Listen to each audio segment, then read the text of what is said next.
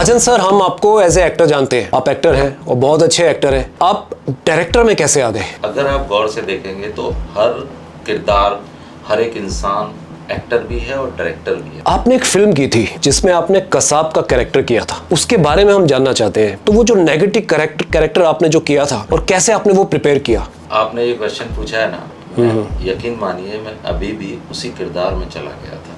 वो घटना, वो लम्हा, वो एक बहुत ही दुखद घटना थी हमारे देश में। भविष्य में ऐसी घटना ना हो, यही चीज दर्शाने के लिए वो फिल्म मैंने एक्सेप्ट की थी। जेसु जोरदार जो ब्लॉकबस्टर साबित हुई, पहले फिल्म। सीरियसली बहुत बड़ी हिट फिल्म थी वो। यस। एंड Amazon प्राइम पर भी है वो। संक्रमण स्टूडियो में शूट थी। तो मैं जा रहा था मॉर्निंग में, तो एक किरदार मेरे सामने आया गाड़ी के, और उसने गाड़ी रोकी, सीधा 1-to-1 धमकी दी मुझे, फिल्म बंद कर दे नहीं तो तुझे मार दूंगा।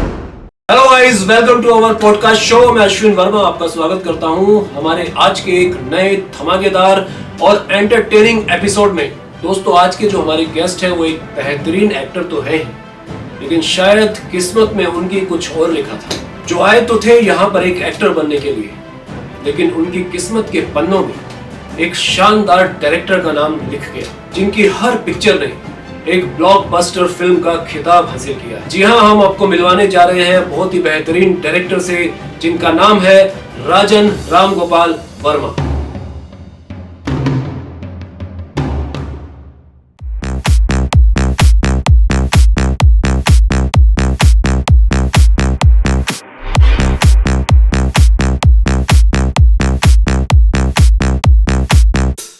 तो हमारे सामने बैठे हैं एक्टर डायरेक्टर राजन वर्मा।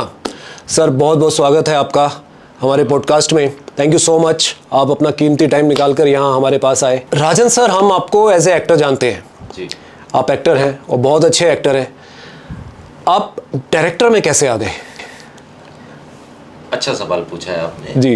दरअसल क्या होता है कि अगर आप गौर से देखेंगे तो हर किरदार, हर एक इंसान एक्टर भी है और डायरेक्टर भी है। जी। फॉर एग्जांपल मैं आपको बताना चाहूँगा कि जब हम छोटे होते हैं ना, तो अलग अलग किरदार निभाते हैं। मम्मी से कुछ कहते हैं, पापा से कुछ कहते हैं। समटाइम्स हम राइटर भी बनते हैं, हम अपने दोस्तों को कहानियाँ सुनाते हैं, भले ही वो झूठी होती हैं लेकिन यकीनी लगे वैसी करके हम सुनाते हैं। तो एक राइटर भी अंदर छुपा होता है। बिल्कुल। फिर एक डायरेक्टर वाली बात रही, तो हम कहीं ना कहीं हमें ये लगता है किसी चीज़ को हम देखते हैं उस समय, तो ऐसा लगता है यार ये चीज़ अगर ऐसी हो जाती तो मजा आ जाता। It's called direction. तो एक्टर, राइटर, डायरेक्टर सब कुछ हर इंसान के ही अंदर है, तो मैं उसमें कोई नया नहीं। आपके अंदर कुछ ज्यादा है। ज्यादा, या यूं कहिए कि मैं मतलब मैंने इस प्रोफेशन को कहते हैं ना, प्रोफेशनली एक्सेप्ट कर लिया। Okay. और उस पर थोड़ी मेहनत की, तो मुझे ऐसा लगता है कि करना चाहिए, और मैं अभी उसको एंजॉय भी करता हूँ। तो डायरेक्शन कोई ऐसी चीज़ नहीं है कि भाई आप कर नहीं सकते। अगर आप करना चाहें तो कर सकते हैं, बस आपके पास नए आइडियाज़ होने चाहिए, टेक्निक होनी चाहिए और एक कॉन्फिडेंस होना चाहिए। आपने एक फिल्म की थी जिसमें आपने कसाब का कैरेक्टर किया था, उसके बारे में हम जानना चाहते हैं। कैसे वो कैरेक्टर आपने प्ले किया? क्योंकि कसाब वो कैरेक्टर है जिसे सब जानते हैं कि कसाब क्या था, कैसे आया था और क्या तबाही मचाई थी यहाँ आने के बाद। तो वो जो नेगेटिव कैरेक्टर आपने जो किया था, वो कैसे आपको मिला और कैसे आपने वो प्रिपेयर किया? आपने ये क्वेश्चन पूछा है ना, यकीन मानिए मैं अभी भी उसी किरदार में चला गया था। वो घटना, वो लम्हा, वो एक बहुत ही दुखद घटना थी हमारे देश में, और बहुत ही शर्मनाक थी। एक भटके हुए नौजवानों के द्वारा की गई थी। जी। भविष्य में ऐसी घटना ना हो, यही चीज़ दर्शाने के लिए वो फिल्म मैंने एक्सेप्ट की थी करने के लिए। और मेरे पास जो थी उस किरदार के लिए, प्ले करने के लिए, परफॉर्म करने के लिए कोई भी ऐसी चीज़ नहीं थी कि मैं प्ले कर सकूँ। ओके। क्योंकि मैं थिएटर कर रहा था उस समय, सीरियल्स भी कर रहा था कुछ एज एन एक्टर। तो मुझे ऐसा लगा कि यार हर एक्टर जो है किरदार ढूंढता है कि यार मुझे ये किरदार करना है लाइफ में। मुझे नेगेटिव करना था, पर सडनली वो ऑडिशन के बाद जब मेरे पास आया किरदार, तो पहले तो मैं बहुत एक्साइटेड हुआ कि यार ये वो कैरेक्टर है। पर फिर मुझे ऐसा लगा, क्योंकि मैं हार्डकोर हिंदुस्तानी हूँ, मुझे ऐसा लगा कि यार ये नहीं करना चाहिए। फर्स्ट ऑफ ऑल मैंने मना कर दिया कि यार ये किरदार नहीं करना है, मेरा दिल नहीं मान रहा है। डायरेक्टर थे सुरेंद्र सूरी साहब, उन्होंने मुझे बुलाया कि क्यों नहीं करना चाहते हो, इसके रीज़न बताइए। ओके। मैंने कहा सर मैं एक्टिंग तो करना चाहता हूँ, पर ये किरदार पता नहीं क्यों मुझे ऐसा लग रहा है कि मेरे देश के एंटी है, मेरी भावनाओं के खिलाफ है ये, और मैं तब एंजॉय कर सकता हूँ जिस चीज़ को मुझे परफॉर्म करने में मज़ा आएगी। और मुझे ऐसा लग रहा है कि ये चैलेंजिंग तो है, पर ये मेरे देश के खिलाफ है, इसलिए मैं नहीं करना चाहता। एक 1-to-1 मैंने उनसे कहा, तो उन्होंने मुझे कन्विंस किया कि देखो राजन, तुम एक एक्टर हो और अच्छे एक्टर हो, मैंने तुम्हारा ऑडिशन देखा है, तो तुम्हें ट्राई तो करना चाहिए, क्योंकि हम भी जो है अपने देश से बहुत प्यार करते हैं, हिंदुस्तान से, तो हम उसके खिलाफ कुछ नहीं बना रहे हैं। और यकीन मानिए हम एक ऐसा सिनेमा बनाना चाहते हैं जिससे लोगों को सीख मिले, भटके हुए नौजवानों को सीख मिले जी। तो मुझे ऐसा लगा कि हाँ बात तो सही है, और इतने एक्सपीरियंस्ड आदमी हैं, डायरेक्टर हैं, तो मैंने कहा ठीक है, कहानी पे हम लोग एक बार बैठते हैं। कहानी पे बैठे तो मुझे ऐसा लगा कि यार ये कहानी करनी तो चाहिए, क्योंकि रावण को दिखाना है, राम को विजयी बनाना है, तो ये बताना पड़ेगा कि रावण कितना बुरा था। ओह, क्या बात है, क्या बात। तो वो सोचकर मुझे ऐसा लगा कि इस चैलेंज को एक्सेप्ट करते हैं। मैंने किया, फिर उस पर रिसर्च शुरू की, मैंने अपने एंड से काम किया और उस किरदार को निभाया। हालांकि बहुत सारी परेशानियां आई, घर वालों ने मना भी किया था, बाद में बहुत सारी प्रॉब्लम्स आई थी उस फिल्म के साथ, बट कहीं ना कहीं एज एन एक्टर मैं कर रहा था उसको, और उस चीज़ को दर्शाने की कोशिश कर रहा था। मैंने मेहनत की उस फिल्म पर, और जब फिल्म बनकर आई तो मेरे उस समय पर्सनल फ्रेंडशिप में थे, ये क्या नाम है, दोस्ती थे मेरे, उज्जवल निकम साहब, जो कसाब को जिन्होंने सजा कराई थी। ओह अच्छा, उन्होंने ही पर्सनली कई बार देखा था, बाकी किसी ने देखा ही नहीं था कसाब को, ना मैंने देखा कभी। ओके। जब फिल्म का प्रीमियर हुआ, वो आए देखने, मैंने रिक्वेस्ट की कि आप प्लीज़ आकर देखिए। जब उन्होंने फिल्म देखी, वो बाहर निकले, तो उन्होंने मीडिया के सामने कहा कि ये बड़ी ताज्जुब की बात है कि राजन ने जो किरदार निभाया है वो हूबहू कसाब की बॉडी लैंग्वेज है उसकी, वो वैसे ही बात करता है, उसका सेंस ऑफ रिदम वही है, वो देखता भी वैसे ही है। बोले मुझे ऐसा लगता है कि वो उसको जानता है या मिला हुआ है, पर ये बिल्कुल सच बात है कि मैं कसाब से कभी नहीं मिला था। तो एज एन एक्टर मेरे लिए एक बहुत बड़ा अचीवमेंट था ये, मुझे अच्छा भी लगा। उसके बाद काफ़ी फिल्मों के ऑफर भी आए, वैसे भी आए किरदार, लेकिन मैंने मना कर दिया था कि आई एम नॉट इंटरेस्टेड। फिर उसके बाद दूसरी जर्नी शुरू हो गई। राजन भाई, हमें ये तो पता है कि आप एक्टर बहुत अच्छे हैं और आपने कसाब का कैरेक्टर बहुत अच्छे से प्ले किया, लेकिन हमने सुना है कि जब आप कसाब का कैरेक्टर कर रहे थे कुछ फायरिंग हो गई थी, तो वो किस्सा क्या है? हमने ये भी सुना है कि आपको कसाब के रोल में देखकर लोग भाग जाते थे। हाँ, ये उस समय की घटना थी जब मैं उस कैरेक्टर में था, उस किरदार में था, मैं परफॉर्म कर रहा था, शूट के लिए जाता था, दिन रात उसी किरदार में जी रहा था। मीडिया में बहुत सारा बज़ था मुझे लेकर। तो संक्रमण स्टूडियो में शूट थी मेरी। जी जी। तो मैं जा रहा था मॉर्निंग में, तो एक किरदार मेरे सामने आया गाड़ी के, और उसने गाड़ी रोकी, और गाड़ी रोकने के बाद ग्लास नीचे कराया उसने, और उसने सीधा 1-to-1 धमकी दी मुझे कि फिल्म बंद कर दे, नहीं तो तुझे मार दूंगा मैं। तो मैंने, भाई कौन है आप? मुझे तो पहले ऐसा लगा कोई फैन वगैरह ऑटोग्राफ या फोटोग्राफ लेने आया होगा। और ये डेली होता था मेरे साथ, सेट पे भी लोग आते थे। तो जब मुझे लगा कि मैंने, भाई आप क्यों मना करना चाहते हैं? सिनेमा है, सिनेमा समाज का आईना होता है, और सबको देखने का हक है, आप रोक थोड़ी सकते हैं। बिल्कुल। मैं गाड़ी में बैठा हूँ, वो गाड़ी के बाहर है रोड पर, उसने सडन जो है गन निकाल ली, और पॉइंट ब्लैंक मुझे यहाँ पे गन निकाल के आपके माथे पे लगा दी सीधा डायरेक्ट। शिट। और मतलब ऐसा था कि उस समय मुझे समझ में नहीं आया मैं क्या करूं। जो मेरे माइंड में आया, मैंने तुरंत उसका हाथ पकड़ा, गाड़ी को एक्सीलेटर दिया, गाड़ी भागी, वो साथ के साथ भागने लगा, और फाइनली गन उसके हाथ से छूटी जो भी था, और मैं गाड़ी लेके भागा, और उसने फायरिंग की पीछे से, गाड़ी पे लगी, मुझे नहीं लगी, लेकिन उसके बाद काफ़ी सुरक्षा मिली मुझे। दिन रात साथ में कांस्टेबल वगैरह रहते थे, बट ये वो एक घटना थी। फिर भी मुझे ऐसा लगा कि यार ये फिल्म करनी है, डरना नहीं है, तो मैंने वो फिल्म की। वो ठीक है, समाज में देखिए हर तरीके के लोग होते हैं, अच्छे भी होते हैं, बुरे भी होते हैं जी। ये तो आप पर निर्भर करता है कि आप क्या सोचते हैं देश के लिए। बिल्कुल। तो मुझे ऐसा लगा करना चाहिए, तो मैंने किया। जी जी जी, और बहुत अच्छी फिल्म थी वो जी। अच्छा राजन भाई, आपने एक्टिंग छोड़ दी जी, आप डायरेक्शन में आ गए, ऐसा क्यों? मतलब आप इतनी अच्छी पर्सनैलिटी है आपकी, आप एकदम हीरो लगते हैं। तो एक्टिंग क्यों छोड़ दी आपने? काम विलन का किया था। अच्छा, कमाल की बात है। एज एन एक्टर मैंने फिल्म में हीरो, तो मैं एक्चुअली सिनेमा में ना हीरो विलन नहीं मानता हूँ। अच्छा। मैं किरदार मानता हूँ। जी जी। कि आप अगर विलन भी हैं, उस किरदार को अच्छे से निभा दें तो आप हीरो हैं। बिल्कुल। आप में वो शिद्दत होनी चाहिए उस कैरेक्टर को प्ले करने के लिए। आप देखिए बहुत सारी फिल्मों में 5 मिनट का कोई रोल करके जाता है और वो याद रह जाता है। याद रह जाता है, बिल्कुल। जबकि 2 घंटे कोई आपके सामने कैरेक्टर है, उछल कूद रहा है, नाच रहा है, गा रहा है, आपको याद नहीं पता ही नहीं होता। 5 मिनट वाला किरदार क्यों? क्योंकि उसने उतनी शिद्दत से वो काम किया था। जी जी। इसलिए याद रह जाता है। तो एज ए हीरो भी मैंने फिल्में की हैं, जैसे कि जिंदगी 50-50 थी, और भी 2-4 फिल्में थी, फेस्टिवल फिल्म भी की थी मैं। बट कहीं ना कहीं मुझे ये लग रहा था कि यार मैं इंजॉय नहीं कर रहा हूँ एक्टिंग को। या तो मुझे वो सब्जेक्ट नहीं मिल रहे थे उस समय जिनकी मुझे तलाश थी, या वो लोग नहीं मिल रहे थे जिनके साथ मैं काम करना चाह रहा था, या वो लोग मुझ तक नहीं पहुंच पा रहे थे। तो एक ना डिस्टेंस था मेरे और उनके बीच में। तो वो मुझे ऐसा लग रहा था कि यार पता नहीं क्यों मुझे वो टेक्नीशियन नहीं मिल पा रहे हैं जो मुझे सेटिस्फाई कर सकें ओके ऑन सेट। तो जब मुझे ऐसा लगा कि नहीं यार एक बार देखते हैं, फिर मैंने कुछ शॉर्ट फिल्में बनाई, अपने लिए ही बनाई, शूट की अपने सेटिस्फेक्शन के लिए। तो मुझे ऐसा लगा कि बॉस दम है, आप बहुत कुछ कर सकते हो। मैं उसको एंजॉय करने लगा। वो फाइनली ये डिसीजन लिया कि अभी फिल्में नहीं करनी है, as an actor, as a director ही। आप हिंदी सिनेमा बहुत कर रहे हैं जी।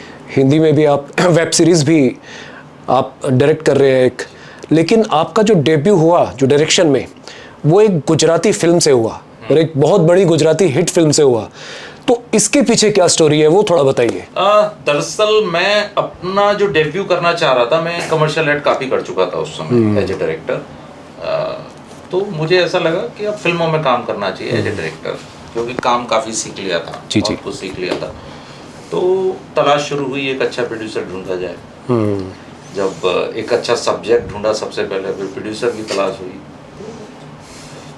गुजरात के प्रोड्यूसर हैं भूपत बोदर साहब, बहुत अच्छे प्रोड्यूसर हैं। शोभना जी हैं, उनकी वाइफ, दोनों बहुत अच्छे प्रोड्यूसर हैं। उन्होंने काफ़ी फिल्में बनाई। तो उनके साथ एक मीटिंग अरेंज हुई मेरी। मैं बैठा उनके साथ, उनको सब्जेक्ट सुनाया कि मेरे पास एक लव स्टोरी है बहुत कमाल की, अब सुन लीजिए। अगर आप वो प्रोड्यूस करना चाह रहे थे, तो उन्होंने कहानी सुनकर बोला यस वी आर डूइंग। वाह, मैंने तो नारियल सब तोड़ दिया, सब काट दिया। नेक्स्ट डे अच्छा, आपने उन्हें स्टोरी सुनाई थी कि आप हिंदी फिल्म करना चाहते थे? नहीं, मुझे तो यही था, तब तक लैंग्वेज की कोई बात ही नहीं होती। तब तक ये था कि आप सब्जेक्ट सुनाइए आपके पास, हम फिल्म बनाना चाहते हैं। ओके। मैंने कहा मैं भी फिल्म बनाना चाहता हूँ, मेरे पास एक सब्जेक्ट है, मैं डायरेक्ट करना चाहता हूँ। तो बोले ठीक है। मैंने उनको सब्जेक्ट सुनाया, उन्होंने ओके कर दिया कि कमाल की स्टोरी है। अब जब नेक्स्ट डे बात हुई कि हम आ रहे हैं, ठीक है, बात हुई, तो उनका एक ही क्वेश्चन था कि आपको गुजराती आती है? तो मुझे लगा यार सिनेमा बनाने के लिए गुजराती आना क्यों जरूरी है? अगर प्रोड्यूसर गुजराती है तो डायरेक्टर गुजराती क्यों? सही बात है। तो सिनेमा तो कोई भी डायरेक्ट कर सकता है ना। तो बोलते नहीं आप समझे नहीं, हमें गुजराती फिल्म बनानी है। तो मेरे टायर पंचर हो गए थे उस समय। अच्छा। तो मैंने कहा सर मुझे टाइम दीजिए आप थोड़ा सा, क्योंकि गुजराती मेरी लैंग्वेज नहीं है। तो फिर मैंने थोड़ा सा मंथन किया अपने अंदर। फिर मुझे ऐसा लगा कि सिनेमा की कोई लैंग्वेज नहीं। आप म्यूट करके जो सिनेमा आपके समझ में आ जाए वो सिनेमा है। उसका एग्जाम्पल है पुष्पक। क्या बात है। कमल हसन साहब की फिल्म है। जी जी जी। आप वो फिल्म देखिए, एंजॉय करेंगे। मिस्टर बीन को देखिए, आप एंजॉय करेंगे। कोई डायलॉग नहीं, कुछ कोई डायलॉग नहीं है उसमें। बिल्कुल। सिनेमा अपने आप में एक लैंग्वेज है, बिल्कुल, जो आपके माइंड में ट्रांसफर होती है जब आप देखते हैं विजन, तो आप उसको एंजॉय करते हैं। खराब होती है आप रिजेक्ट कर देते हैं तुरंत। बिल्कुल। तो मुझे ऐसा लगा कि यार लैंग्वेज कोई बहुत बड़ी बात नहीं है। राजन, तुम्हें अभी ऑफर हुआ एक सिनेमा बनाने के लिए, तो आप सिनेमा बनाइए। ओके। फिर उसको मैंने फिल्म को कहते ना, एक हालांकि पहले हिंदी में लिखी थी, उसको बंटी राठौर साहब ने डायरेक्टर स्क्रीन प्ले किया था। कमाल के राइटर, कमाल के स्क्रीन प्ले राइटर है। उन्होंने भी बहुत एंजॉय किया था फिल्म को लिखते हुए। बंटी सर आ चुके हैं हमारे पॉडकास्ट में। Darling person. जी जी जी जी। बहुत अच्छे मित्र हैं और हम लोग स्ट्रगल टाइम के दोस्त हैं। ओके। दोनों ने कटिंग के पैसे आपस में बांट के भी दिए। सुनाई थी आपकी स्टोरी, सुनाई थी उन्होंने। Darling person. जी जी। तो जब हम एंजॉय कर रहे थे उस कहानी को, हमें तभी एहसास हो गया था कि ये फिल्म कुछ तो इतिहास रचेगी। जब फिल्म गई फ्लोर पे, उसको पहले हिंदी में लिखा गया, फिर कन्वर्ट कराया गया। ओके। हाँ, तब तक मुझे गुजराती आती नहीं थी। फिर कुछ मैंने सपोर्टर वहाँ पे रखे सेट पे, अपने असिस्टेंट वगैरह, जिनको गुजराती आती थी, चीफ और एसोसिएट वगैरह, कि भाई जहाँ कहीं भी गलती हो ना, अगर एक्टर गलत बोले तो उसको आप करेक्ट करने के लिए मुझे बोलना कि सर ये गलत बोला है। ओके। हाँ, और जब वो फिल्म फ्लोर पर गई हमारी और जब शुरू हुआ तो पता ही नहीं चला कि लैंग्वेज क्या है गुजराती। मतलब ऐसा फर्स्ट फिल्म में मैं एंजॉय करने लगा।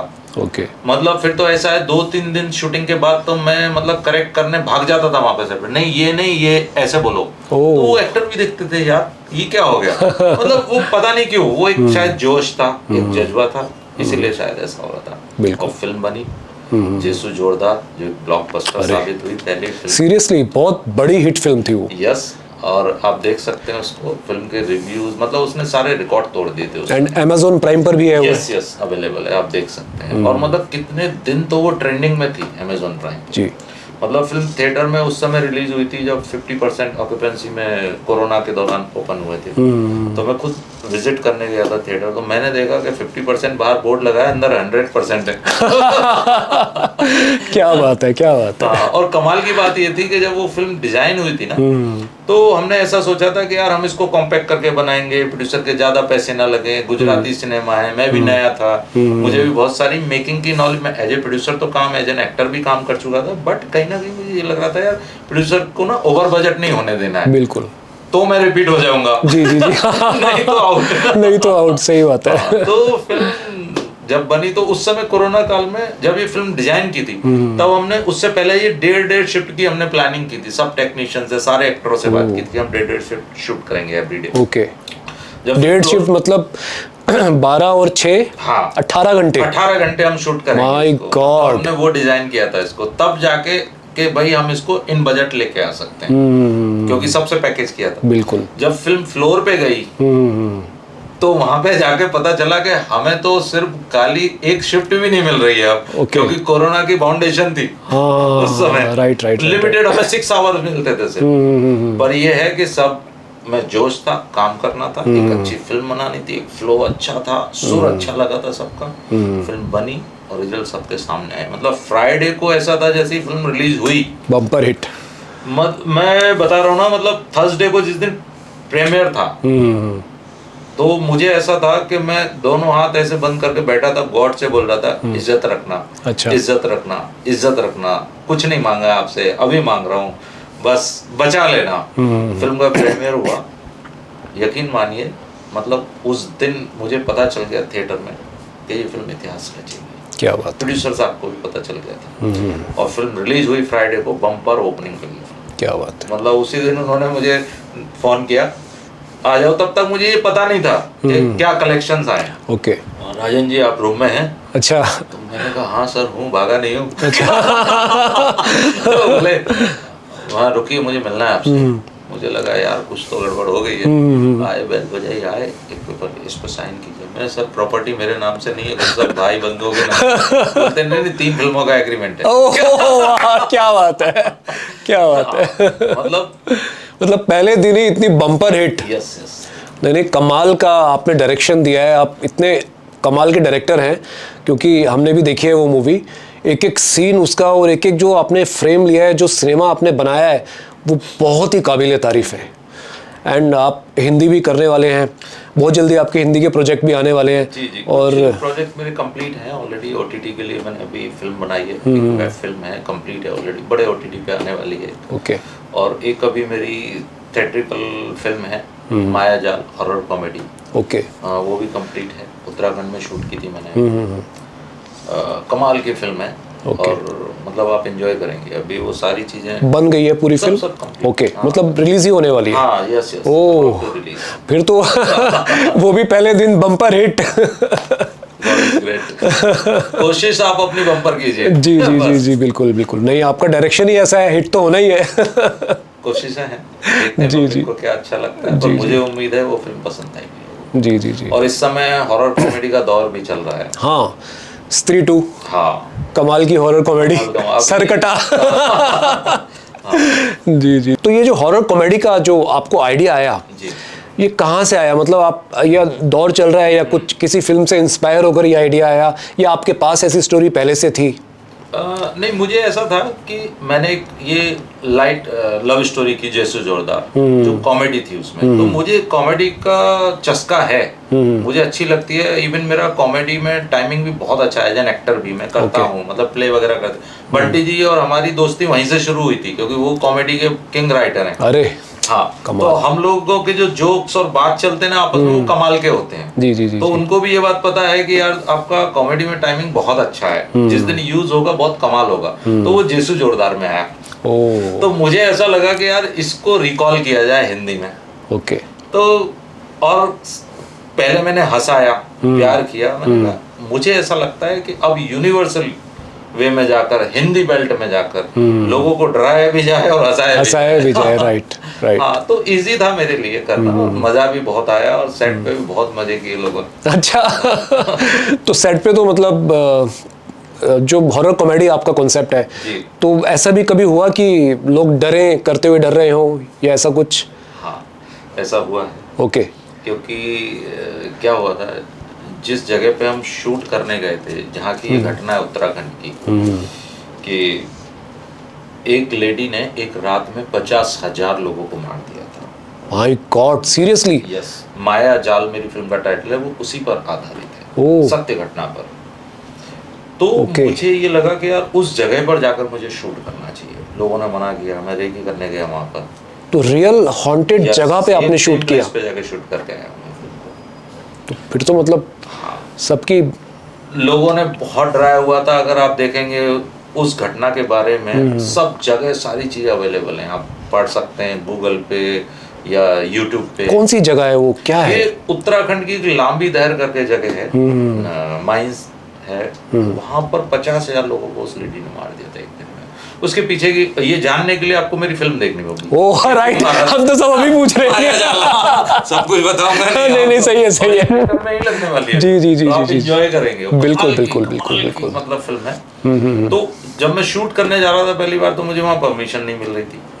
मैंने कोशिश की, पर्सनली जाके मिला वहाँ पर, बहुत सपोर्टिव है वहाँ की गवर्नमेंट। मैंने कहा सर मुझे शूट करनी है, मुझे ऐसा लगता है अगर मैं वहाँ शूट नहीं करूँगा ना, तो फिल्म का एसेंस जो है ना, जो मुझे चाहिए वो मिल नहीं पाएगा। राइट। तो उन्होंने बहुत मानने मुनने के बाद एक परमिशन दी कि आप 5 बजे तक वहाँ शूट कर सकते हैं, लेकिन एक शर्त है, आप वहाँ पूजा पाठ करा के करिए। ओके। तो फिर एक पंडित जी को बुलाया गया। ओके। उन्होंने सबको हनुमान जी के धागे पहनाए, पूजा पाठ किया गया वहाँ पे। पहले सीरियसली? हाँ, सारी आत्माओं को शांति वांति के लिए बोला गया कि भाई नुकसान मत कीजिए, हम यहाँ शूटिंग करने आए, चुपचाप चले जाएंगे। वो सारा सब कुछ हुआ। अब जैसे ही पहले दिन गए वहाँ पे, तो 2-3 घंटे यही कार्यक्रम चला, तब तक सन चला गया। My God. तो उसके बाद तो सबकी हालत खराब। फिर फटाफट भागे वहाँ से सारे। अच्छा, सन जाने के बाद अलाउड ही नहीं था वहाँ शूट करना? हाँ, सीधा अंधेरा ही हो जाता ना पहाड़ी इलाके में। अगर आप देखेंगे, सन एक बार गया पहाड़ के पीछे, तो तुरंत ब्लैकआउट हो जाता है। बट आप लाइट्स यूज करके तो? लाइट्स हैं, लेकिन आपको सामान समेटना भी है ना। Okay okay okay. और डर साथ में। और परमिशन भी तभी तक की थी आपको? 5 o'clock तक इवनिंग की। फिर क्या करें, हमने सारे टेम्पो गाड़ियां वहीं छोड़ दिए एज इट इज। ओके। और सारी यूनिट निकल आई कि अब हम कल आएंगे मॉर्निंग में वापस। फिर हम मॉर्निंग में गए, फिर शूट किया आपने? हाँ, फिर हमने शूट शुरू किया और कमाल का शूट हुआ वहाँ पे। राजन भाई, आपकी बातों से याद आया, आपने हॉन्टेड प्लेस पे शूट किया। पीछे हमारे एपिसोड में आए थे सागर तिवारी, पैरानॉर्मल एक्सपर्ट। तो उनको भी बुलाया जाता है स्पेशली ऐसे हॉन्टेड जगह पे जाने के लिए कि यार देखो यहाँ कोई कुछ है या नहीं है भी या नहीं। उनके पास इक्विपमेंट भी है उनके पास। तो आप अगर शायद शूट से पहले मिले होते तो मैं जरूर उनसे मिलवाता आपको। नहीं, कहीं ना कहीं मैं ऐसा मानता हूँ कि जो नेगेटिव एनर्जी होती है ना, वो होती है, नो डाउट। अगर अच्छाई है तो बुराई भी होगी, भगवान है तो कहते हैं ना शैतान भी है। हाँ जी। तो ये चीजें होती हैं, बट मुझे ऐसा लगता है कि अगर आप सही वे में काम कर रहे हैं, अगर आप उनको परेशान नहीं कर रहे हैं, डिस्टर्ब नहीं कर रहे हैं, और आप अपना काम कर रहे हैं, या जाने से पहले आप उनसे सॉरी बोलिए और जाने के बाद जो है थैंक यू बोलिए, मुझे नहीं लगता आपको कोई तकलीफ आएगी। बिल्कुल बिल्कुल। तो वही मेरे साथ हुआ। बिल्कुल बिल्कुल। हमें ऐसा लगता है, मुझे एक्चुअली आपको मजाक लगेगा, पर मुझे ऐसा लगता है कि फिल्मों ने भूतों को, घोस्ट को नेगेटिव बना के रख दिया है। नेगेटिव तो एंटरटेनर आप तो एंटरटेनर बना दिया है। बॉक्स ऑफिस पे सबको खुश करके रखा हुआ है, मतलब भूत ही हीरो हो गए हैं अभी। बट मैं अगर अपने पॉइंट ऑफ व्यू से बताऊं यार, भूत है उनका एक अपना स्पेस है, तो उनकी भी लाइफ है, एक डरने की क्या बात है। आए तो साथ में बैठो, चाय वाय पियो, बातें करो, हंसो गाओ, फिर बाय बाय कर दो, आप एंजॉय कीजिए, मतलब डरने की क्या बात है, बाउंड्री में रह के। राइट। तो मुझे आपके इस बात से बहुत अच्छा लगा, मतलब सुनकर कि आपने रियल प्लेस में जाकर शूट किया, तो बहुत अच्छी बात है ये। तो राजन भाई, आप किस तरह का सिनेमा बनाना चाहते हैं? मतलब अब तक जो आपने फिल्में करी हैं, क्या वही सिनेमा आप बनाने की हमेशा सोचते रहे हैं, या कुछ डिफरेंट भी सिनेमा करना चाहते हैं? ऐसा कोई आपका गोल है, या ऐसा कोई सिनेमा है जो आप बनाना चाहते हो? देखिए, मैं आपको बताऊं, मैं ना पर्टिकुलर किसी भी चीज़ में बंद कर नहीं रह सकता। ओके। मुझे ऐसा लगता है कि जो सब्जेक्ट, जिस किसी सब्जेक्ट पे मैं काम करता हूँ जी, उसमें एक किक होनी चाहिए जी, चाहे वो किसी भी जोन का हो, चाहे वो लव स्टोरी हो, जैसे जैसू जोरदार ब्लॉकबस्टर थी। उसके बाद मेरी सुपर हिट फिल्म थी धमन गुजराती में, वो एक एक्शन फिल्म थी, फौजी पे बेस्ड थी, बहुत अप्रिशिएट हुई थी। उसके ट्विटर पे ट्रेलर वगैरह ट्रेंड किए थे, मोदी जी ने शेयर किया था उसको। हाँ, मतलब बहुत बहुत ज्यादा लोगों ने लाइक किया था उसको। उसके बाद मैंने तोता उड़ मैना उड़, एक मेरी कंप्लीट है OTT के लिए वेब फिल्म। ओके। वो एक साइको थ्रिलर है। ओके। वो अगर आप देखेंगे तो एक अलग जोन है बिल्कुल। उसके बाद फिर मैं आया माया जाल पे, हॉरर कॉमेडी, ये मेरी एक कंप्लीट है। अब उसके बाद मैं कर रहा हूँ एक बुलडॉग। ओके। द बुलडॉग करके नाम है उसका, वो भी OTT की ओरिजिनल फिल्म है। ओके। बड़ी स्टार कास्ट है उसमें, लेकिन वो सब्जेक्ट टोटली एक एक्शन रॉ और वो सारी चीज पर है। सीक्रेट सर्विस, बहुत सारी चीजें हैं उसमें, बहुत सारे करंट टॉपिक भी हैं, लव स्टोरी भी है उसमें एक बहुत अच्छी। बट मैं हमेशा ये कहना चाहूंगा, एक टेक्नीशियन, एक डायरेक्टर, एक राइटर या एक्टर, उनको ना कभी बंद कर नहीं रहना चाहिए, ये अनलिमिटेड होने चाहिए। जी जी। तो मैं तो उसी रास्ते पे चल के काम करता हूँ। तो मेरे लिए ऐसा पर्टिकुलर नहीं है। हाँ, ये जरूर है कि मुझे समटाइम्स ये लगता है कि यार एक ये करना चाहिए, इसको देखते हैं, बट वो सब्जेक्ट क्या है, आपको किक लग रही है कि नहीं लग रही है। अगर आपको किक नहीं लग रही है तो किसी को नहीं लगेगी, किसी को नहीं लगेगी, बिल्कुल सही बात है। तो मैं हमेशा उस सब्जेक्ट में वो ढूंढता हूँ, और ज्यादातर मैं सब्जेक्ट वो उठाता हूँ जो आम आदमी से कनेक्टेड हो। मुझे उसमें वो करने में मजा आता है, उस सिनेमा को। जी जी जी। और मुझे ऐसा लगता है फ्यूचर में मैं करूँगा वैसे और सिनेमा।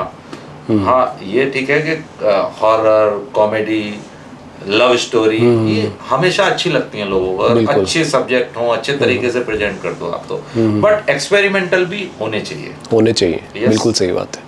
तो राजन वर्मा जी, एक्टर एंड डायरेक्टर के अलावा क्या है? कैसी पर्सनैलिटी है उनकी, अंदर से क्या है वो? ये तो आपको अभी मिलके पता होगा। नहीं, हमें तो आप बहुत ही स्वीट पर्सन लगे, बहुत अच्छे लगे, बट फिर भी हम जानना चाहते हैं। मैं हार्ड वर्क में यकीन करता हूँ। ओके। और मैं बिजी रहता हूँ ऑलवेज, हमेशा काम में ही जी। मुझे दोस्तों से मिलना अच्छा लगता है, बट उतने समय के लिए जब मैं फ्री हूँ। ओके। हाँ, और ज़्यादातर मैं क्रिएटिव वर्क में ही बिजी रहता हूँ डे नाइट। मतलब ऐसा है कि अगर मुझे रात को सोते समय कोई लाइन याद आ गई तो मैं लाइट्स ऑन करूँगा और उसको लिखना शुरू कर दूँगा। मेरे लिए कोई वक्त की वो नहीं है कि मैं 10 बजे तक ही सोचूं या सुबह 5 बजे से सोचूंगा। नो, बस ये क्रिएटिव फील्ड है, आपको 24 आवर इसमें रहना है अलर्ट, कि फायरिंग कहीं से भी हो तुरंत जवाबी फायरिंग होनी चाहिए। ओके, ये सही है। तो मेरा ये किरदार है, जी, तो मैं ऐसे जीता हूँ मजे से, लाइफ में मजेदार जीता हूँ। गॉड ने सब कुछ दिया है मुझे, बस तमन्ना है कि कुछ और अच्छा करूं और बेस्ट करूं। तमन्ना कौन सी? तमन्ना भाटिया? अच्छा, मेरी खुद की तमन्ना। अच्छा, ओके। इच्छा, ओके, विश। क्योंकि हमारी उसमें भी बहुत सारी ऐसी नाम हैं जो रिजेंबल करते हैं कि हमारी तमन्ना क्या है, हमारी इच्छा क्या है। सबकी तमन्ना है वंदना। जी जी जी। तो मतलब कैसे है कि मैं चाहता हूँ कुछ समाज के लिए अच्छे मैसेज दूं। जी जी। सिनेमा तो करूं, कमर्शियल भी करना चाहता हूँ। मेरी पहली फिल्म कमर्शियल थी। जी जी जी। हाँ, बट क्या है कि आप करते जाइए, लोगों को डिसाइड करने दीजिए कि भाई क्या अच्छा है आप में, क्या अच्छा है, बिल्कुल सही मैं तो बात अच्छा है। ही करूंगा अपने एंड से। जो बिल्कुल। एक विलन होता है वो भी बोलता है मैं अच्छा हूँ, लेकिन ये डिपेंड करता है कि सामने वाले की क्या सोच है आपके लिए। बिल्कुल सही बात है। तो आप डायरेक्टर हैं जी। अभी, और काफ़ी डायरेक्ट भी कर रहे हैं आप, तो आपके मन में ये भी इच्छा होती है कभी कि हॉलीवुड भी कोई प्रोजेक्ट आप डायरेक्ट करें? हाँ, नहीं, साउथ तक तो मैं पहुंच चुका हूँ। अच्छा, ओके। हाँ, अभी इंडिया ओके। में साउथ तक तो पहुंच चुका हूँ। अरे सर, साउथ तक पहुंच गए वही बड़ी बात है, क्योंकि उनका सिनेमा हॉलीवुड से कम नहीं है। बट मैं ये कहना चाहता हूँ कि मैं कभी भी सिनेमा को ये नहीं मानता हूँ कि ये हॉलीवुड वाला बड़ा है या हिंदी छोटा है या जी, जी। रीजनल सिनेमा छोटा है। मैं कभी ये डिवाइड नहीं करता इन चीजों को। मैं ये बोलता हूँ सिनेमा सिनेमा है, सिनेमा चाहे वो सिनेमा। शॉर्ट फिल्म हो। राइट। अगर आपने मुझे इम्प्रेस कर दिया तो उससे बड़ा कोई सिनेमा नहीं है। बिल्कुल बिल्कुल। आप 100 करोड़ की फिल्म बना लीजिए, अगर वो आपको इम्प्रेस नहीं कर रही है तो आप क्या बोलते हो बाहर निकल कर, यार बकवास थी। बकवास है, राइट। है बिल्कुल। अब YouTube पे आपको या Instagram पे कोई वीडियो आता है 15 सेकंड की, जाते मजा आ गया, मजा आ गया। तो ये सिनेमा है। वो भी सिनेमा ही है, एक सोच है लोगों की। सोच है, सही बात हाँ, है। तो मैं सिनेमा को वैसे देखता हूँ। मैं बिल्कुल। कभी ये नहीं मानता कि इसमें बहुत बड़े स्टार हों या नहीं हो। आज की डेट में सिनेरियो चेंज हो चुका है। हाँ, ये बात सच है कि बड़े स्टार होने से आपकी चीजें इजी हो जाती हैं बहुत कुछ। ओके। बट अगर आपका कंटेंट अच्छा है, सब्जेक्ट अच्छा है, मेकिंग अच्छी है, तो वो कहीं ना कहीं जाकर हिट जरूर करेगी। बिल्कुल। वो आपको प्लस ही करेगी लाइफ में ले जाकर। जी। और आज की डेट में अगर कोई बड़ा स्टार भी आपके साथ काम करता है तो वो आपका पास्ट देखता है, आपने क्या काम किया है, बिल्कुल क्या सही आपको बात है। काम आता है। बिल्कुल सही बात है। तो अगर आपको काम आता है तो फिर कहते हैं ना, सिनेमा छोटा बड़ा नहीं। बिल्कुल सही बात है। तो किन किन बड़े स्टारों के साथ आप काम कर रहे हैं? बहुत सारे लोगों के साथ जैसे जैसे मैं तो ये कहूँ, मेरे लिए तो सभी स्टार हैं। जी जी जी। क्या, जो एक नया एक्टर भी मेरे पास आता है, मुझे ये लगता है ये फ्यूचर में स्टार ही होगा। क्योंकि उसका कॉन्फिडेंस जो है, अगर मेरे सामने आया, परफॉर्म कर रहा है, तो क्योंकि मैं भी एक समय में एक्टर था। जी जी। तो मैं भी यही सपने लेकर आया था, मैं स्टार बनूंगा। बिल्कुल बिल्कुल। बन गया डायरेक्टर। हाँ। लेकिन हर किरदार, एक कैरेक्टर जो आता है आपके सामने, स्टार ही होता है। हमने तो सुना है कि 90% यहाँ जितने भी काम कर रहे हैं इंडस्ट्री में, सब एक्टर बनने आए थे। नहीं, एक्चुअली चक्कर क्या है, ये एक बहुत कमाल की बात कही आपने। जी। मैं ऐसा मानता हूँ कि सबसे पहले इन न्यू लोगों के लिए जो स्टार है वो तो बन गए, वो हैं और रूल भी कर रहे हैं, बिल्कुल। उसको हम डिनाई नहीं कर सकते। लेकिन हर एक एक्टर को सबसे पहले एक एक्टर ही बनना चाहिए। क्या बात है। अब आप डिसाइड करने दीजिए जनता को, मेकर्स को, कि आप एक्टर हैं और आप बहुत बड़े स्टार हैं। बिल्कुल। क्या, और ऐसे बहुत सारे एग्जाम्पल हैं जी। जो आप देख सकते हैं सिनेमा में। मतलब कहते हैं ना, फर्श से लेकर अर्श तक पहुंचे हैं। बहुत सारे हैं जिनका बैकग्राउंड नहीं था फिल्मों में। तो हमारे जितने लेजेंड हैं, सब ऑलमोस्ट इतने बड़े बड़े जो स्टार बने हैं, सब नीचे से एकदम कैसे ऊपर उठे हैं। तो वो कहीं ना कहीं धर्म पाजी, हमारे देवानंद साहब, राज कपूर साहब, ये सब वो स्टार हैं, वो लेजेंड हैं। मनोज कुमार, अमिताभ बच्चन जी, दिलीप कुमार साहब, मतलब कहाँ से कहाँ पहुंच गए, मतलब लंबी लिस्ट है। और इतना लंबा इनका स्ट्रगल रहा है। तो आज की अगर जनरेशन की बात करें तो क्या कहना चाहेंगे, मतलब क्या सीखा जा सकता है उनसे आज की जनरेशन को? देखिए, वो लोग तो एज एन एक्टर ही आए थे इंडस्ट्री में। जी जी जी। स्टार उनके काम ने उनको बनाया, बिल्कुल। लोगों ने बनाया, लोगों ने प्यार में बनाया, प्यार ने बनाया। तो ये वाली जो 3 लाइन है वो सब पे लागू होती हैं। अगर मैं अच्छा काम करता हूँ और लोग मेरे काम को पसंद करते हैं तो मैं भी स्टार हूँ। बिल्कुल। आप अच्छा काम कर रहे हैं, लोग आपके काम को पसंद कर रहे हैं, तो आप भी बहुत बड़े स्टार। बिल्कुल। उसको कोई रोक ही नहीं सकता। देने वाला गॉड है, मेहनत आपकी है और जनता का प्यार है। बिल्कुल। जिस दिन ये कॉम्बिनेशन आपके साथ हो जाएगा ना, आप स्टार हैं। क्या बात है। मैं कह रहा हूँ ना, डे 1 से आप स्टार हैं। बस खाली लोगों का यकीन आप पे होना चाहिए। क्या बात है, बहुत सही बात बोली आपने। यकीन होना चाहिए, तभी आप स्टार हो। करेक्ट। बिल्कुल सही बात है। तो बताया नहीं आपने किन किन बड़े स्टारों के साथ आप काम कर रहे हैं? सबके साथ काम करना चाहता हूं, बहुत सारे लोगों के साथ कर रहा हूँ। ओके। और बहुत सारी चीजें आपके सामने अभी आ जाएंगी। जी जी ऑन द वे हैं सब कुछ, सब ऑन द वे। अब अभी बताना नहीं चाहते आप? सच बात कहूं, जी जी जी जी। कुछ चीजें हैं जो अभी से कहते हैं ना, एक सरप्राइज पैकेज होना, सरप्राइज पैकेज। जब पत्ते खुले तो विनिंग कंडीशन में आने चाहिए। नहीं, हम भी कोई न्यूज एंकर नहीं है, पॉडकास्ट वाले हैं। पॉडकास्ट वाले हैं, बट फिर भी एक चीज है, जी जी जी। मुझे लगता है अभी कुछ ही समय में 1-2 अनाउंसमेंट आ रहे हैं। बिल्कुल बिल्कुल और बिल्कुल। अच्छे हैं, आपको मजा आ जाएगा। अच्छा। हाँ, सरप्राइज है। जी जी जी जी जी। तो आपने राजन भाई ये जो लेटेस्ट प्रोजेक्ट के बारे में बात की, जी। बुलडॉग, हाँ, तो ये किस तरह का है और ये बुलडॉग मतलब नाम कैसे रखा आपने, ये थोड़ा सा बताना चाहेंगे आप? क्या है, देखिए मैंने जैसा बताया कि एक करंट जो चीजें चल रही है हमारे देश में, जी। सोसाइटी में, उन सबसे रिलेटेड है। अच्छा। एक आम आदमी भी उससे कनेक्ट करेगा, प्लस एक कहते हैं ना सुपर एक पावर जो होती है वो भी उसमें कनेक्टेड होगी। और एक ऐसी कहानी है कि एक आम आदमी भी देश के लिए क्या कर सकता है। बेसिकली हमने जो फिल्में देखी हैं वो रॉ एजेंट होते हैं उसमें और जासूसी के ऊपर होती है, तो ये फिल्म आपकी उनसे थोड़ी अलग है या सिमिलर टू? हाँ, नहीं देखिए क्या होता है कि हर मेकर यही बोलता है मेरी फिल्म सबसे अलग है। जी जी जी। नहीं, रॉ एजेंट हाँ, हम देखने के बाद जी, जी। देखने के बाद पता चलता है कि रॉ एजेंट पे देखिए बहुत फिल्में बनी, बहुत सारी हैं रॉ एजेंट। अब फॉर एग्जांपल मैं आपको बताता हूँ, मेरी सेकंड फिल्म जो सुपर हिट फिल्म थी धमाल गुजराती, ओके, फौजी पे बहुत फिल्में आपने देखी होंगी, लेकिन उसका एक कैच पॉइंट था। मैं बोला ना मुझे किक चाहिए कहानी में कभी भी। उसका एक कैच पॉइंट ये है कि फौजी, मालूम है दुनिया में आप किसी भी पद पे काम कर लीजिए, किसी भी पोस्ट पे, तो आपका एक टाइम होता है। बिल्कुल। कि भाई आप सुबह 9 बजे जाते हैं, रात को 10 बजे, 11 बजे, 6 बजे आप खत्म करते हैं, फिर आपकी कुछ छुट्टियां होती हैं, फिर आप कहीं घूमने जाते हो जी। ये हर उसके लिए आप कोई भी काम करते हैं लागू होता है।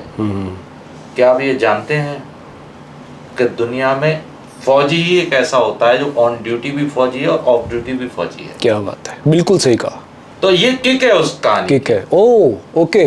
यस, कि आप उसके खिलाफ कहते हैं ना, आप उसके सामने देश के खिलाफ बात नहीं कर सकते, वो वहां पे भी आपसे लड़ जाएगा। क्या बात है, क्या तो बात ये किक है उस मेरी कहानी की। कहानी में। तो ऐसे ही ये जो है रॉ की आपने बहुत सारी फिल्में देखी होंगी, बट इसमें कुछ ऐसी किक है जो आपको अभी ट्रेलर टीजर में ही नजर आ जाएगा। ओह, तो हॉरर कॉमेडी रॉ के ऊपर, गुजराती सिनेमा, कितना कुछ कर लिया है आपने। अभी एक और मैं फिल्म कर रहा हूँ, जस्ट तमिल की एक सुपरहिट फिल्म है जो रीमेक हो रही है, वो 100%, 99 नहीं 100% ही बोलूंगा कि तमिल की रीमेक कर रहे हैं आप? Yes yes. Oh, already floor पर है। फ्लोर पे है वो? हाँ। क्या बात है। तो वो नेशनल अवार्ड मारनी ही चाहिए फिल्म, मतलब मुझे ऐसी दिल से आवाज आती है अंदर से। क्या है उसकी स्टोरी लाइन? बहुत आज की यूथ की कहानी है। अच्छा। एकदम यूथ की करंट बिल्कुल कहानी है, और वो लोगों तक जाएगी, हिट करेगी और आर पार जाएगी वो। सीरियसली?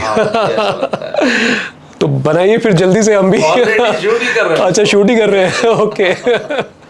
राजन भाई, आपने किक की बात करी जी, कि किसी भी चीज में, लाइफ हो या कोई भी ऐसी चीज हो, उसमें किक होनी चाहिए। तो आप एक्टर थे जी, फिर आप एक्टिंग से डायरेक्शन में आ गए, तो आपको ऐसी कौन सी किक मिली कि आप एक्टिंग से डायरेक्शन में आ गए और डायरेक्शन में आपने धमाल कर दिया? दरअसल क्या होता है, जब आप एज एन एक्टर काम कर रहे होते हैं और आपकी रिसर्च जो है ना बहुत हाई लेवल पे आप काम कर रहे हो किसी भी किरदार को करने से पहले, कि भाई मुझे अपना बेस्ट देना है जी। मैं एक एक्टर हूँ और जैसा कि मैंने कहा मैं सपने लेकर आया कि मुझे एक स्टार बनना है। तो मैंने मेहनत की, थिएटर किया, सब कुछ किया, अच्छे रिजल्ट्स भी दिए एक्टिंग में। कहीं ना कहीं मुझे ऐसा लग रहा था कि यार मैं बहुत जल्दी, जो मेरा टाइम फ्रेम था, मुझे ऐसा था कि ये टाइम फ्रेम में मुझे बॉक्स ऑफिस पे अपनी विंडो खोल लेनी चाहिए जी। तो उस पर मेहनत भी की, फिल्में भी की, पर कहीं जाके ऐसा लगा कि नहीं यार, ये जो मैं कर रहा हूँ एज एन एक्टर, ये कर तो रहा हूँ पर 100% जो है ना सेटिस्फेक्शन नहीं मिल रहा था मुझे काम करने में। राइट। तो जब मैंने पहली बार एक शॉर्ट फिल्म डायरेक्ट की, वो मेरे खुद के लिए, कहीं रिलीज नहीं की थी, अपने लिए की थी मैंने खुद के लिए, तो मुझे उसमें किक मिली। ओह, तब मुझे लगा कि बॉस मैं डायरेक्शन के लिए ही बना हूँ, मैं जब तक जिंदा रहूंगा डायरेक्शन ही करूंगा। तो मुझे अभी मजा आता है, मैं उसको एंजॉय करता हूँ। एज एन एक्टर में सेट पे मतलब 12 से 18 घंटा काम कर सकता था, लेकिन मैं एज ए डायरेक्टर 24 घंटा काम कर सकता हूँ, मैंने किया है। तो एज ए डायरेक्टर कभी किसी से इंस्पायर हुए हैं आप? इंस्पायर वाली बात मैं ये कहूँगा कि मुझे ना सिनेमा इंस्पायर करता है। ओके। कोई अच्छा सिनेमा हो, पर्टिकुलर मैं ये नहीं कहूँगा 4 नाम लेकर के ये अच्छे या ये बुरे, मैं कभी डिवाइड नहीं करता। मुझे ये कहने में अच्छा लगता है कि जो सिनेमा होता है ना, आपको वो अच्छा लगना चाहिए। फिर मैं देखता हूँ अच्छा ये डायरेक्टर थे, फिर उनकी बाकी की फिल्में देखता हूँ कि अच्छा यार आदमी तो अच्छा है, कमाल के वेरिएशन है, कमाल की चीजें। तो मैं सबसे पहले सिनेमा देखता हूँ। ओके। हाँ, पर्टिकुलर है, बहुत सारे लोग हैं ऐसे जो मुझे अच्छे लगते हैं, और हिंदी में, साउथ में, हॉलीवुड में, कोरिया के डायरेक्टर हैं, कोरियन मूवीज के, जापानीज फिल्मों के भी। कोरियन तो नॉर्मली सस्पेंस थ्रिलर टाइप नहीं, उनकी लव स्टोरी भी होती है, क्राइम स्टोरीज ज्यादा होती है। बहुत सारी चीजें, मेकिंग बहुत अच्छी करते हैं। और बट मुझे ऐसा लगता है कि वो कहीं का भी बंदा हो, किसी भी फील्ड का हो, कोई भी कंट्री का हो, किसी भी लैंग्वेज का हो। अब मुझे तो मतलब कहते हैं कि एक रीजनल फिल्म भी जो होती है ना, वो भी इंस्पायर कर देती है कभी कभी, मुझे अच्छी लगती है। जैसे कि गुजराती की एक फिल्म थी हिलारो, मुझे बड़ी अच्छी लगी। उस फिल्म की खासियत ये थी कि उस फिल्म ने 13 नेशनल अवार्ड जीते, जो किसी हिंदी सिनेमा को नहीं मिले आज तक। गॉड, बहुत बड़ी बात है। हाँ, तो कहीं ना कहीं आपको ना वो चीजें देखनी होती हैं कि जैसा कि आपने पूछा किक, तो मुझे सिनेमा देखकर किक लगती है कि भाई ये अच्छा सिनेमा है, मुझे ये देखना है यार, मजा आ रहा है, मैं उसको 10 बार देखता हूँ। आपको मालूम है, मैं एक फिल्म जब देखने जाता हूँ सिनेमा में, मैं उसको एक बार नहीं देखता, कम से कम 4 बार देखता हूँ। ओह यस, एक बार देखने जाता हूँ एज ए दर्शक, एंजॉय करता हूँ, फिर मैं कुछ नोट्स बनाता हूँ कि ये मुझे पसंद आई, पब्लिक को क्यों पसंद आई, उसके रीजन क्या थे, वो देख लिए, वो जाके नोट्स बना के चेक किए, यस करेक्ट। फिर तीसरी बार जाता हूँ कि यार डायरेक्टर ने क्या काम किया है टेक्निकली। फिर चौथी बार जाता हूँ उसको देखने कि इसके कलेक्शन इतने हाई क्यों हुए थे। कमाल है यार, मतलब हर बार एक अलग विजन, वो अलग विजन होता है बिल्कुल। जी जी जी जी, जी। वो चीज, बाकी की तीनों चीजें घर पे रख के जाता हूँ। मतलब ये तो हमें समझ में आ गया कि आप एंजॉय के वक्त एंजॉय करते हो और काम के वक्त काम। क्योंकि देखो, कुछ करने के लिए आपको सीखना जरूरी है, और जब तक आप सीखेंगे नहीं, आप बस कहते हैं ना रेस नहीं जीत सकते। यहाँ पे बहुत लंबी रेस है, सब लोग भाग रहे हैं। अगर आपको गाड़ी दे दी जाए, अगर आपको ड्राइविंग नहीं आती है, तो मुश्किल है अवार्ड मिलना आपको। बिल्कुल बिल्कुल सही बात है। तो अवार्ड जीतने के लिए, रेस जीतने के लिए आपको वो सारी चीजें सीखनी होंगी जो ऑलरेडी लोग कर रहे हैं, जो सीख चुके हैं। आप उनसे सीखिए ना, आप उनको इन्हांस कीजिए ना। बिल्कुल बिल्कुल सही बात है। राजन भाई, आप एक वेल बिजनेस सेटल्ड फैमिली से बिलोंग करते हैं, अच्छा खासा बिजनेस है आपका, तो उसे छोड़कर आप इस लाइन में कैसे आ गए? आई मीन फैमिली का सपोर्ट रहा आपको इस लाइन में आने के लिए? दरअसल मैं ये कहना चाहूँगा, देखिए आप किसी भी कंडीशन में हो, आप किसी भी फील्ड में जाना चाहें, अपना पुश्तैनी काम छोड़कर, जैसे कि आपने कहा बिजनेस फैमिली से, हम लोग ज्वेलर्स हैं, राजपूत जी, खानदान वर्षों से यही करता आ रहा है सर। गोल्ड खरीदते हैं, बेचते हैं, ज्वेलरी का काम करते हैं। जी जी जी। पर मुझे वो नहीं करना था। ओके। मैंने डे 1 से यही कह दिया था कि मैं ये नहीं कर पाऊँगा। मेरा क्रिएटिव माइंड चलता था उस समय भी। मैं स्कूल कॉलेजेस में सारे प्रोग्राम करता था, उनको वहाँ पे भी डायरेक्ट करता था, परफॉर्म भी करता था, मिमिक्री भी करता था। तो वो था शुरू से, लोग अप्रिशिएट करते थे उन चीज़ों को, अरे कमाल हो गया, ये है वो है। धीरे धीरे वो चीज़ें ना डेवलप होने लगी जी। जब वो डेवलप होने लगी तो एक दिन फादर और हम सारे भाइयों को फादर से बहुत डर लगता था। ओके।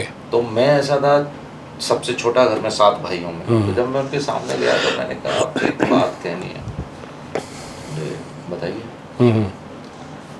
कि मुझे फिल्म लाइन में जाना है।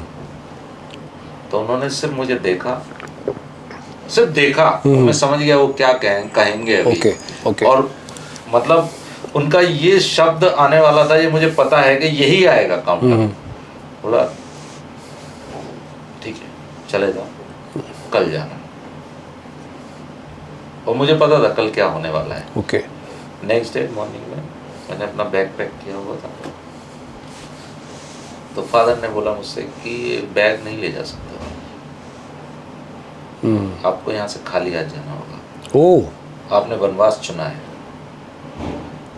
ओके। आपने वनवास चुना है, आपको अपनी लड़ाई खुद लड़नी होगी। आपको जहाँ जाना है चले जाइए, आपको जहाँ जाना है मैं आपको वहाँ की टिकट दे देता हूँ। अब जर्नी आपकी रही, आपके पास सोचने का समय है आज का। क्या बात है। बताइए क्या करना है। मैंने कहा जाना है। ऐसा क्यों बोला उन्होंने बनवास चुना है? क्योंकि उनका ऐसा मानना था कि घर का सबसे छोटा बच्चा, लाडला बेटा, जो सारे भाइयों में सबसे प्रिय बच्चा, जिसकी एक आवाज पे हर चीज टेबल पे थी, किसी की भी भाई की जेब में हाथ डाल के कुछ भी ले ले हक से, बिल्कुल वो बच्चा जिसको सबसे ज्यादा प्यार मिला घर में। कहते हैं ना, सबसे छोटे बच्चे को सबसे ज्यादा प्यार मिलता है। बिल्कुल। तो उनको ऐसा लगा कि यार इसको घर छोड़ के नहीं जाना चाहिए, ये हमारा प्रिंस है। मेरे सारे भाई भी यही बोल रहे थे कि यार तू मत जा। मैंने कहा यार मुझे रोको मत, अगर आज आपने रोक लिया ना मैं दुखी हो जाऊंगा। राजन भाई, बहुत कमाल की स्टोरी है आपकी।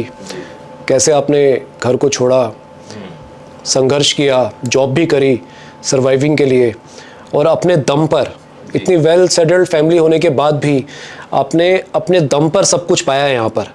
ये सच में बहुत ही इंस्पायर करने वाली स्टोरी है, और हमें पूरी उम्मीद है कि हमारी ऑडियंस बहुत इंस्पायर होगी ये पॉडकास्ट सुनने के बाद, जानने के बाद, देखने के बाद आपकी जो भी स्टोरी है।